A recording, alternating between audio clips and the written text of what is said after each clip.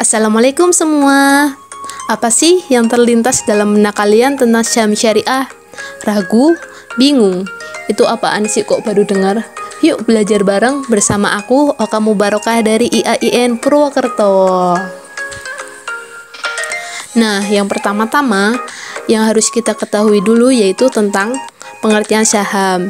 Nah, jadi saham merupakan surat berharga bukti penyertaan modal ke dalam suatu perusahaan, dan dengan bukti tersebut, maka pemegang saham berhak untuk mendapatkan bagi hasil dari usaha perusahaan tersebut.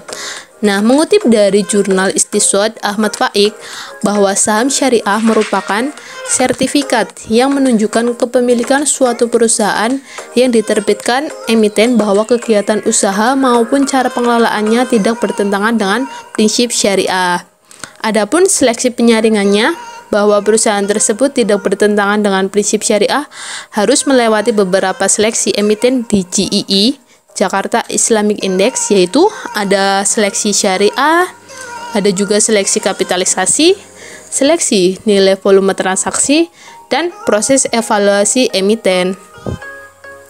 Selain GII, tahun 2011, Bursa Efek Indonesia juga meluncurkan ISSI, Indonesia Syariah Stock Index. Nah, ISSI itu indeks saham yang mencakup seluruh saham syariah yang tercatat di Bursa Efek Indonesia dan terdaftar dalam Daftar Efek Syariah atau DES. Jadi, dengan adanya ISSI dan DES ini, kini kalian tidak perlu khawatir karena para calon investor sudah dapat mengetahui saham-saham yang kegiatan usaha perusahaannya sesuai dengan prinsip syariah. Di sini, lembaga yang mengatur tentang prinsip syariah ialah Dewan Syariah Nasional Majelis Ulama Indonesia atau biasa kita kenal dengan DSN MUI. Nah, di sini DSN MUI menerbitkan sebuah fatwa yang disebut dengan Fatwa DSN MUI nomor 80 tahun 2011 yang mengatur tentang penerapan prinsip syariah dalam mekanisme perdagangan efek bersifat ekuitas di pasar reguler bursa efek. Nah, isi dari DSN MUI ini berisi investasi saham di BEI dianggap sesuai syariah apabila hanya melakukan jual beli saham syariah dan tidak melakukan transaksi yang dilarang secara syariah. Untuk memperkuat DSN MUI nomor 80 tahun 2011, maka Otoritas Jasa Keuangan atau OJK menerbitkan peraturan Otoritas Jasa Keuangan nomor 15 tahun 2015 tentang penerapan prinsip syariah di pasar modal.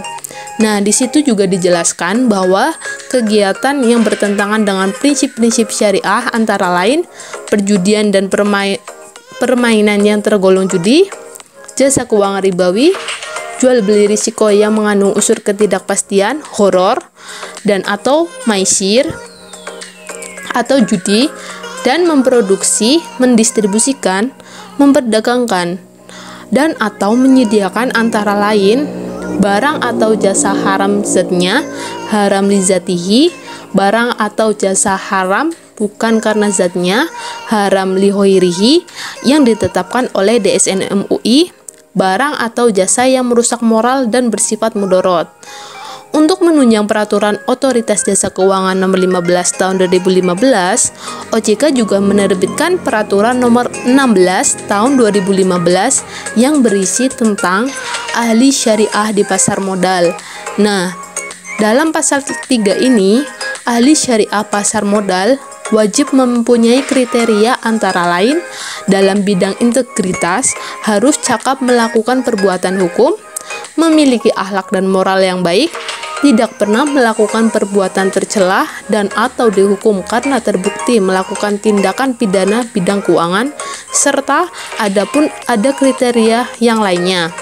Adapun dalam bidang kompetensi, harus memiliki pendidikan paling rendah strata atau sederajat, memiliki pengetahuan memadai di bidang pasar modal, memiliki pengetahuan memadai di bidang syariah muamalah yang dibuktikan dengan sertifikat yang diterbitkan oleh lembaga yang diakui oleh Otoritas Jasa Keuangan dan memiliki rekomendasi yang dikeluarkan oleh Dewan Syariah Nasional, yaitu Majelis Ulama Indonesia.